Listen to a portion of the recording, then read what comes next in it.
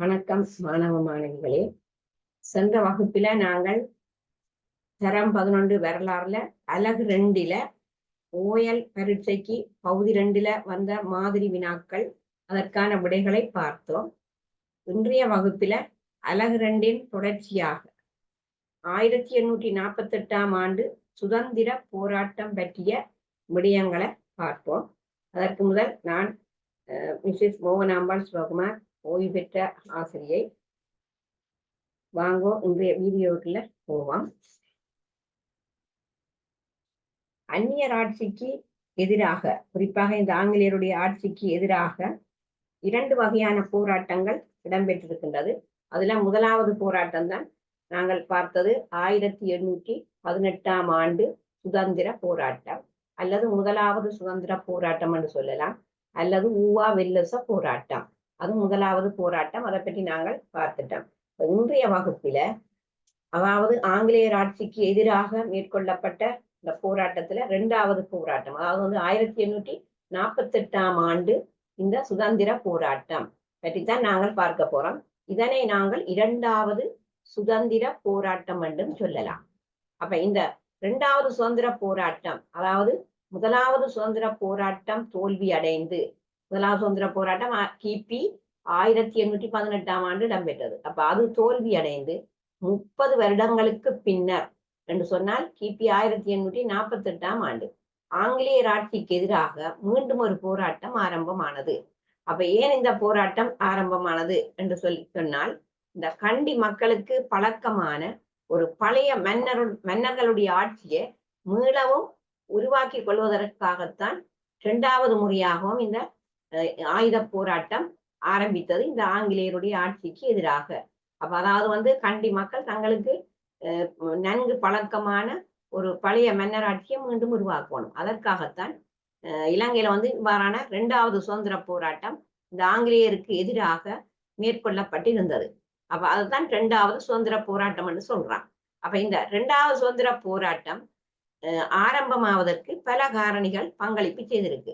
அப்ப அது என்னென்ன காரணிகள், 2வது சுதந்திர போராட்டம் ஆரம்பிப்பதற்கு பங்களிப்பு செய்த காரணிகள் என்ன? அதுல முதலாவது சொல்லப்படுகிறது 1848 போராட்டத்திற்கு வழிவகுத்த காரணிகள் கோல்புரூக் சீர்திருத்தங்களின் செல்வாக்கும் அரசின் புதிய வரி கொள்கையும் ஆகும். அப்ப இதுல இந்த போராட்டத்துக்கு வழிவகுத்த முதலாவது காரணி கோல்புரூக் சீர்திருத்தங்களுடைய செல்வாக்கு.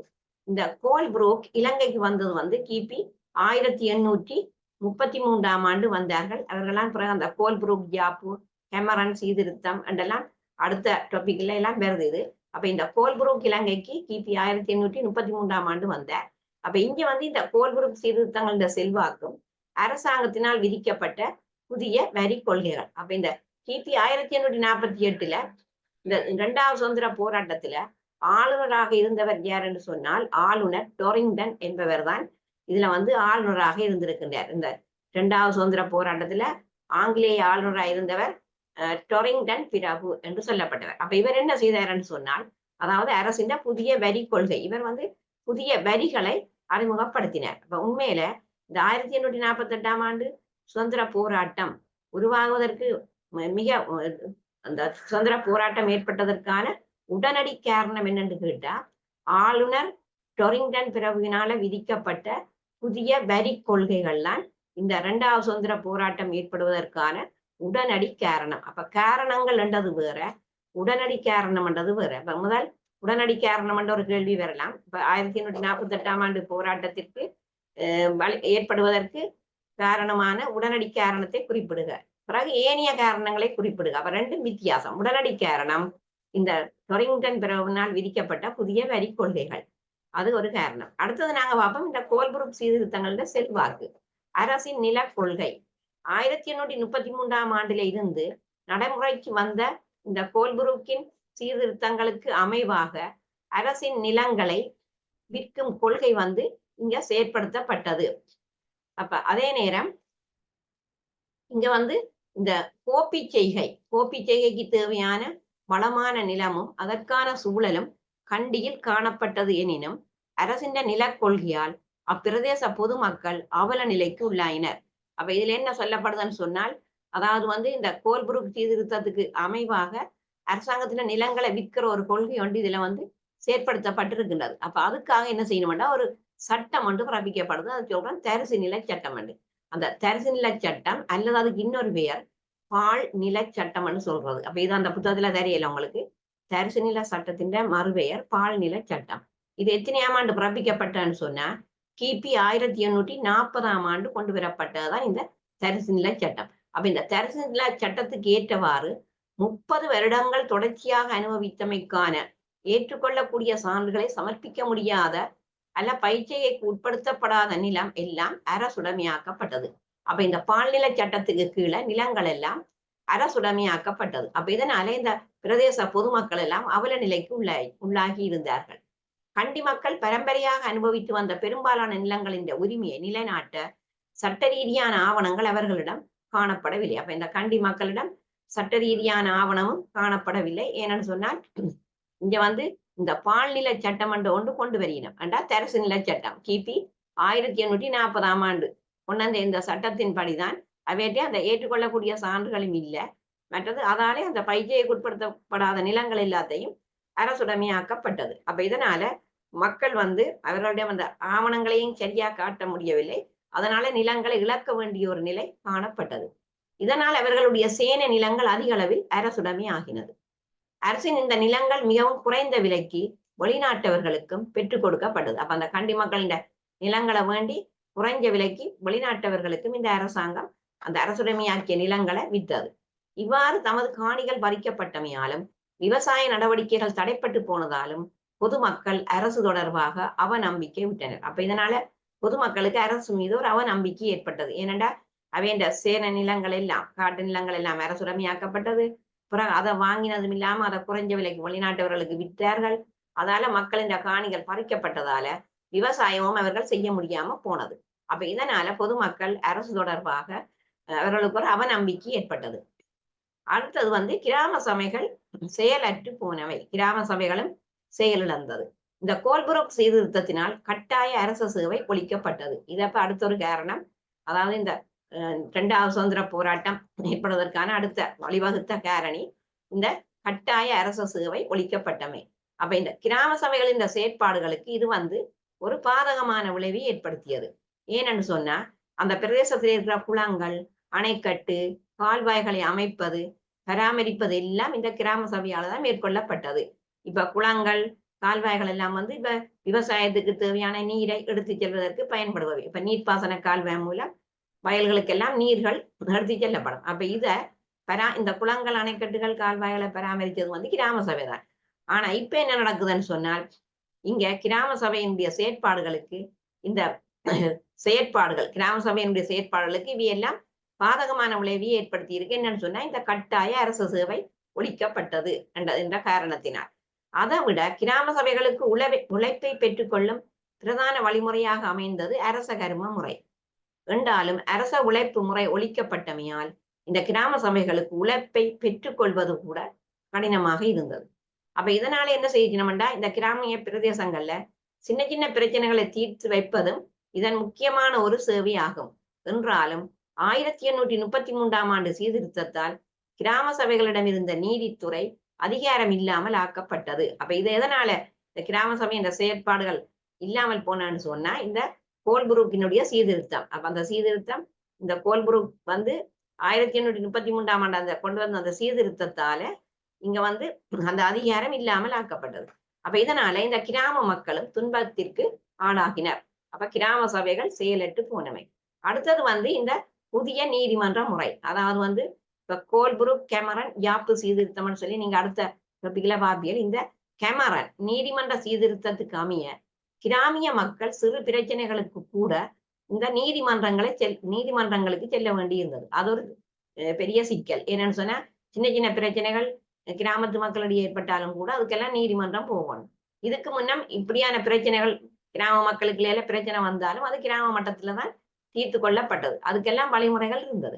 ஆனால் புதிய நீதிமன்றங்கள்ல இப்ப பயன்படுத்தப்பட்ட ஆங்கில மொழி அறிவோ சட்டத்திட்டம் தொடர்பான அறிவோ இப்ப கிராம மக்களுக்கு காணப்படவில்லை. அப்ப இப்ப அவர்களுக்கு சிக்கல். இப்ப கிராம மக்களுக்கு ஒரு பிரச்சனை ஏற்பட்டா இப்ப நீதிமன்றங்களுக்கு தான் போகணும். அப்ப நீதிமன்றங்களுக்கு போறான்னு சொன்னா இந்த ஆங்கிலேயருடைய மொழி அறிவு அவர்களுக்கு இல்லை. மற்ற அந்த நீதிமன்ற சட்டத்திட்டம் தொடர்பான அறிவுகள் எல்லாம் இந்த கிராம மக்களுக்கு இருக்கல. இதனால் நீதிமன்றத்திட்ட உதவி பெற சென்ற போது அங்க வழக்கறிஞருக்கான கொடுப்பனவுகள், அதை விட முத்திர கட்டணங்கள், இதுக்கெல்லாம் பணத்தை செலவழிக்க வேண்டி இருந்தது. மற்றது நாட்கணக்கில பல நாட்களே செலவிட வேண்டி இருந்தது. அப்ப இதனால இந்த கிராம மக்கள் பல துன்பங்களை எதிர்நோக்கி இருந்தார்கள். இதனால அவர்களது சேனை செய்க விவசாய நடவடிக்கைகளும் பாதிப்புற்றது. அப்ப இதுல முக்கியமான விஷயம் புதிய நீதிமன்ற முறை. அப்ப அந்த இது கெமரண்ட நீதிமன்ற சீர்திருத்தத்துக்கு அமைவாகத்தான் கிராம மக்களின் பிரச்சனையை தீர்க்க வந்து கொண்டு வரப்பட்டது நீதிமன்றம். ஆனா இந்த பிரச்சனைகள் ஏற்கனவே மக்களுக்கு கிராம மட்டத்துலதான் தீர்க்கப்பட்டது. ஆனா நீதிமன்ற முறையை கொண்டு வந்த உடனே இது மக்களுக்கு பெரிய பிரச்சனையை ஏற்படுத்தியது. ஏனென்றா இந்த ஆங்கிலேயருடைய ஆங்கில மொழி அறிவு தெரியாது, சட்டத்திட்டம் தொடர்பான அறிவு கிராம மக்களிடம் காணப்படவில்லை. மற்றது முத்திர கட்டணம் செலுத்த வேண்டி இருக்கும், மற்ற வழக்கறிஞருக்கு கொடுப்பனவு கொடுத்து வேணும். அப்ப எல்லா பக்கமும் பார்த்தா பணமும் செலவழிக்க வேணும், மற்ற பல நாட்களை செலவிட வேணும். அப்ப எல்லா துன்பங்களையும் இந்த கிராமிய மக்கள் எதிர்நோக்கினர். இதனால அவர்களது சேனை செய்கைகள் விவசாய நடவடிக்கைகள் பாதிப்புற்றது. அடுத்தது நாங்க பார்ப்போம், இந்த அரசுக்கும் பொதுமக்களுக்கும் இடையிலான தொடர்பு விலகி சென்றமை அடுத்த காரணம். வழிவகுத்த காரணி அல்ல.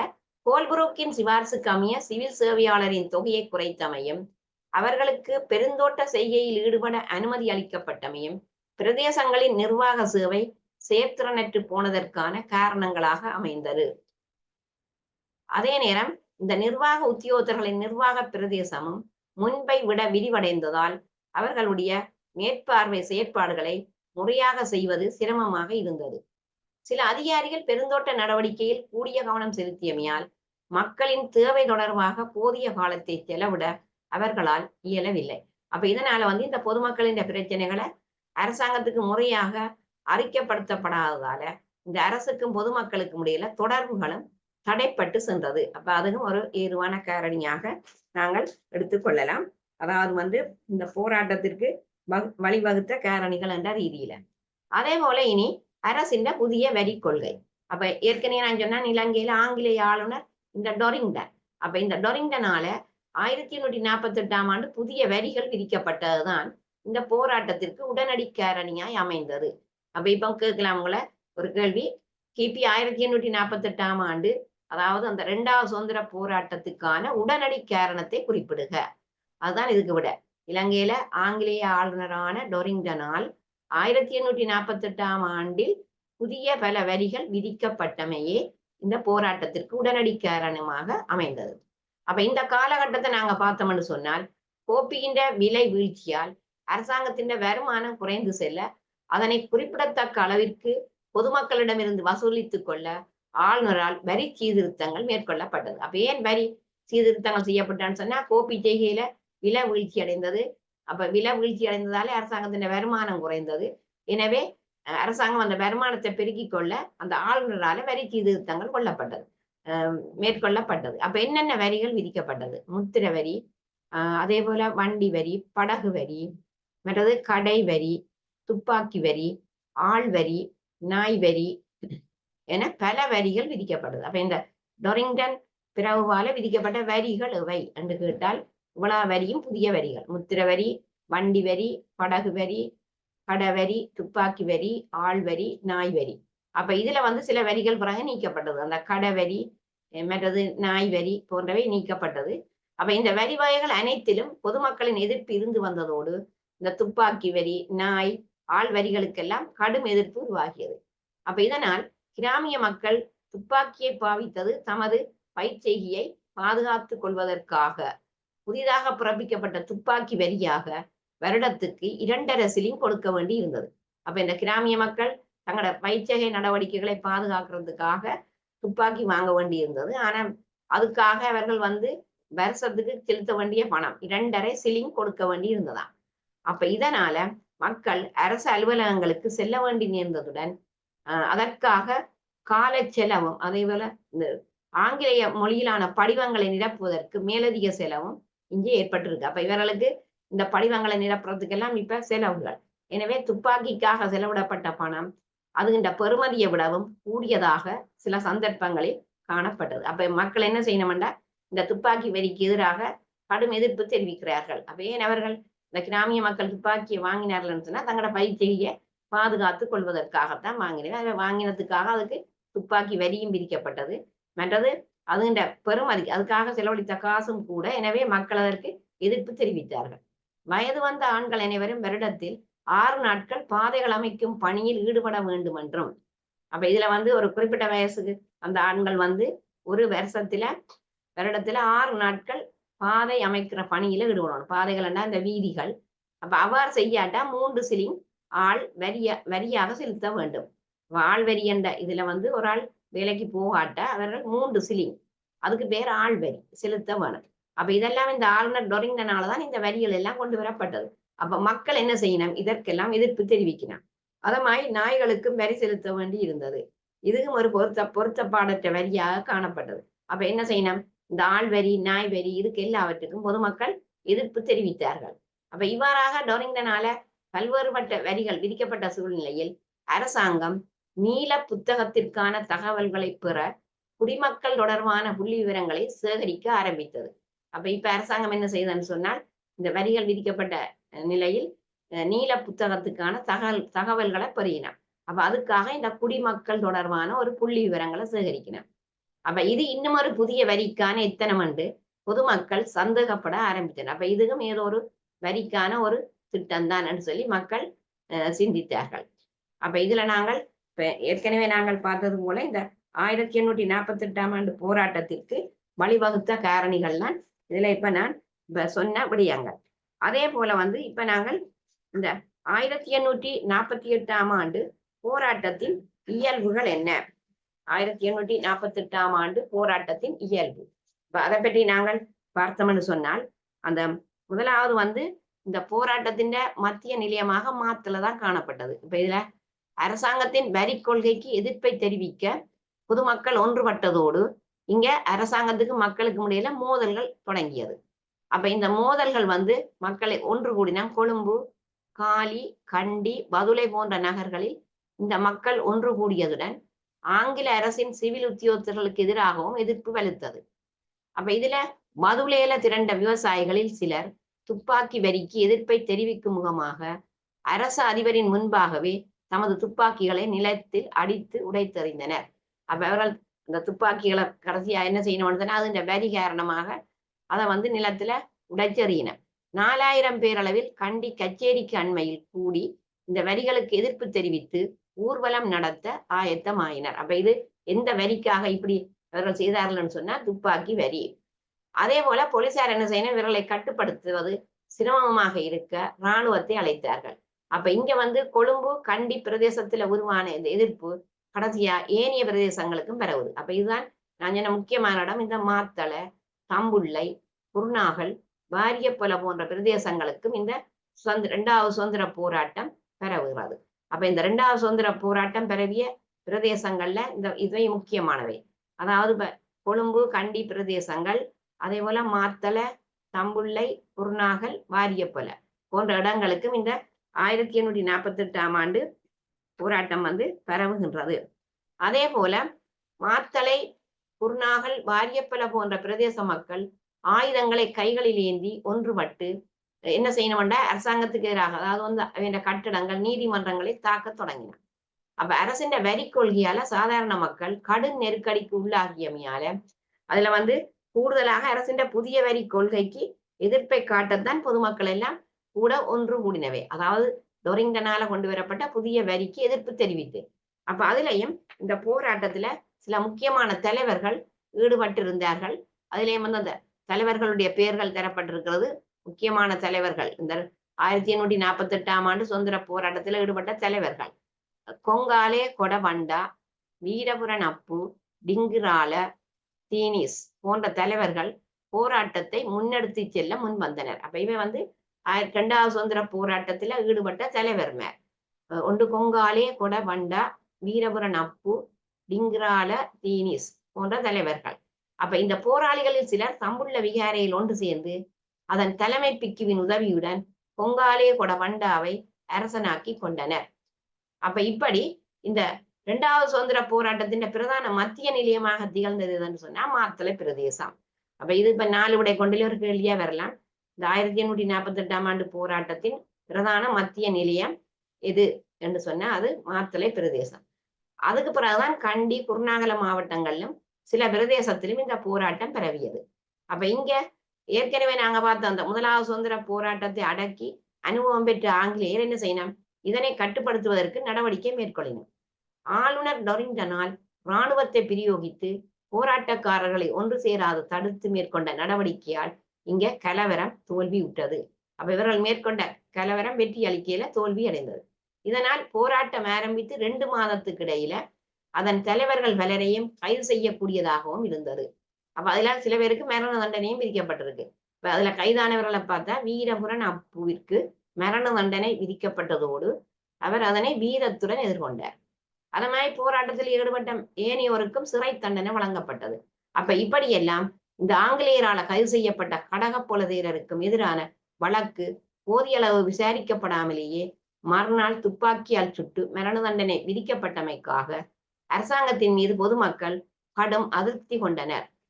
அதே போல கொங்காலே கொட பண்டாவுக்கு எதிராக வழக்கை விசாரித்து கசையடியுடன் அவரை நாடு கடத்தும் தண்டனையும் வழங்கப்பட்டது. அப்ப ஆகவே இந்த 2வது சுதந்திர போராட்டத்தில் ஈடுபட்ட பல தலைவர்களையும் நாங்கள் பார்த்தோம். ஆனால் இவ்வாறு நடைபெற்ற இந்த போராட்டத்துல இது பொதுமக்களுக்கு எதிராக, அதாவது இந்த அந்நியருக்கு எதிராக மேற்கொள்ளப்பட்ட ஒரு போராட்டம் தான் பொதுமக்களாலே இந்த 2வது சுதந்திர போராட்டம். அப்ப இப்ப என்ன நடக்குதுன்னு சொன்னா, இந்த 2வது சுதந்திர போராட்டம் வெற்றி அடைய இல்லை, இது தோல்வி அடையுது. இப்ப பொதுவாக இந்த 2வது சுதந்திர போராட்டம் தோல்வி அடைந்ததுக்கு என்ன காரணம்டா சுருக்கமா சொன்னா, இந்த இது தோல்வி அடைந்ததுக்கு போராட்டம் முறையாக ஒழுங்குபடுத்தப்படாமை. மற்றது இங்க போராட்டத்துல ஈடுபட்டவர்கள் யாருன்னு சொன்னா சாதாரண பொதுமக்கள்லாம் போராட்டத்துல ஈடுபட்டிருக்கணும். அதே போல இங்க தேவையான படப்பயிற்சியோ ஆயுதங்களோ இந்த போராடியவர்களிடம் இருக்கல, அதுவும் இந்த போராட்டத்தின் தோல்விக்கு ஒரு காரணம்.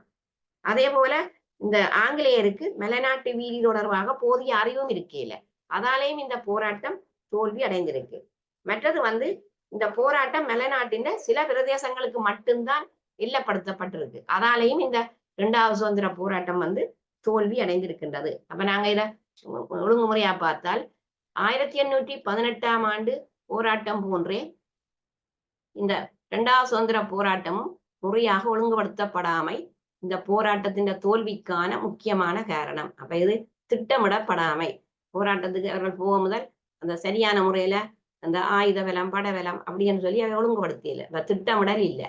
2வது பார்த்தா இந்த போராட்டத்தில் ஈடுபடுத்தப்பட்டிருந்தவர்கள் பெரும்பாலும் சாதாரண பொதுமக்கள். அப்ப இந்த சாதாரண பொதுமக்கள் எடுத்து அவைக்கு படப்பயிற்சியோ ஆயுதங்களோ அவர்களிடம் இல்லை.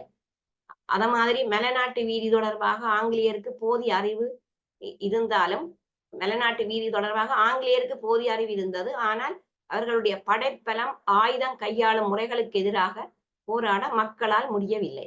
அப்ப இதனாலே இந்த போராட்டம் மலைநாட்டின் சில பிரதேசங்களுக்கு மட்டும்தான் எல்லைப்படுத்தப்பட்டிருந்தது.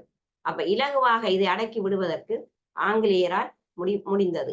அப்ப இப்ப என்ன நடக்குதுன்னு சொன்னால், இந்த 1848ஆம் ஆண்டு போராட்டம் நடக்கும்போது ஆளுநராக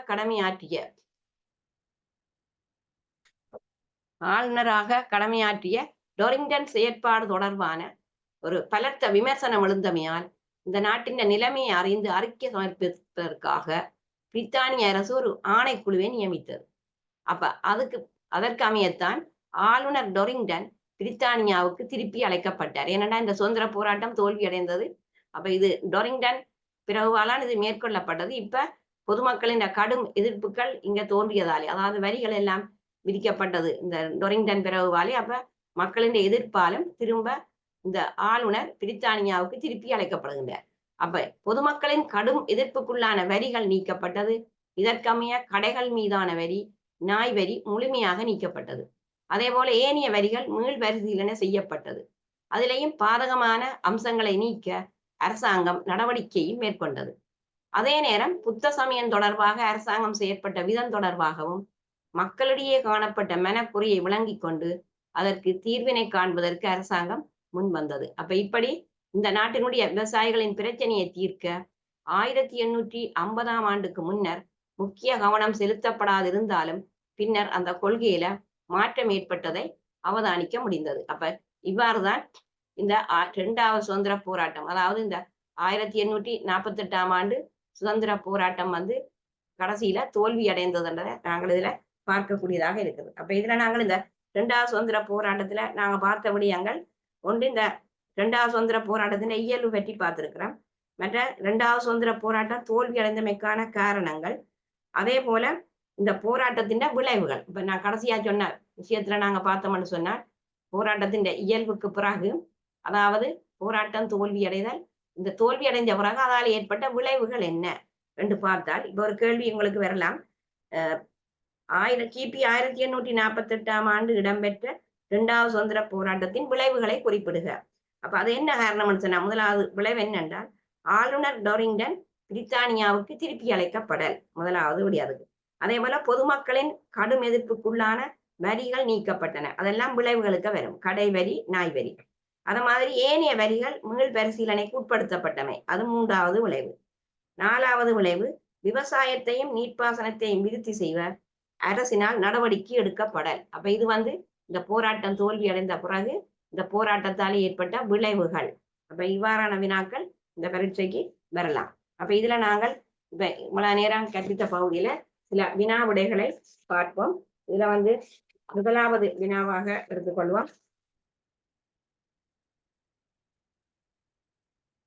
முதலாவது வினா, 1848ஆம் ஆண்டு இடம்பெற்ற 2வது சுதந்திர போராட்டம் ஏற்படுவதற்கான உடனடி காரணம் யாது? அதுக்குரிய விடை, ஆங்கிலேய ஆளுநரான டொரிங்டனால் புதிய வரிகள் பல விதிக்கப்பட்டமை.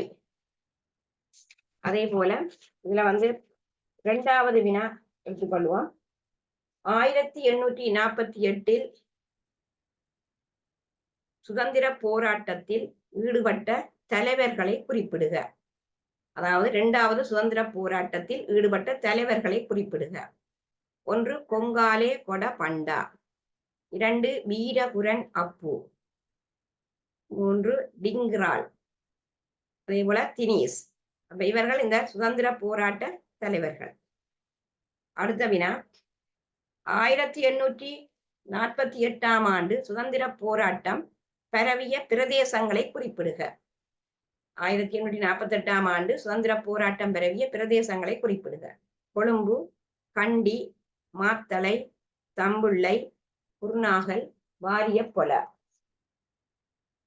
அடுத்த வினா, 1848ஆம் ஆண்டு போராட்டத்திற்கு வழிவகுத்த காரணிகள் எவை? முதலாவது காரணி, கோல்ப்ரூக் சீர்திருத்தங்களின் செல்வாக்கு. அதுல 2வது அரசின் நில கொள்கை.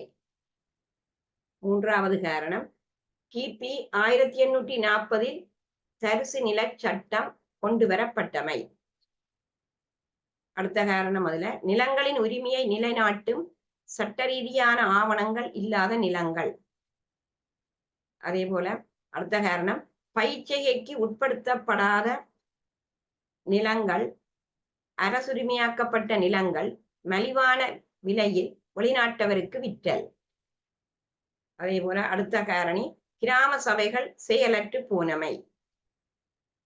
அதே போல கிராம சபைகளிடம் இருந்த நீதித்துறை அதிகாரம் நீக்கப்படல். அப்ப இதெல்லாம் இந்த 1848ஆம் ஆண்டு போராட்டத்திற்கு வழிவகுத்த காரணிகளாக பார்க்கலாம்.